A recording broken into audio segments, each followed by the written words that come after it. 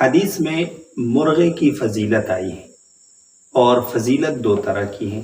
ایک روایت ہے ابو داود شریف کی جس کا نمبر ہے 5101۔ اس میں آپ صلی اللہ علیہ وسلم کا فرمان ہے کہ لا تسب الدیک، مرغے کو گالی نہ دو، فإنہ یوقظ للصلاۃ، کیونکہ یہ نماز کے لیے جگاتا ہے۔ یعنی اگر مرغ آواز کرے، آواز لگائے، اذان دے تو اس کو گالی مت دو۔ بعض لوگ اس کو برا بلا کہتے ہیں، گالی دیتے ہیں، تو آپ نے اس سے منع فرمایا کیونکہ یہ نماز کے وقت اذان دیتا ہے۔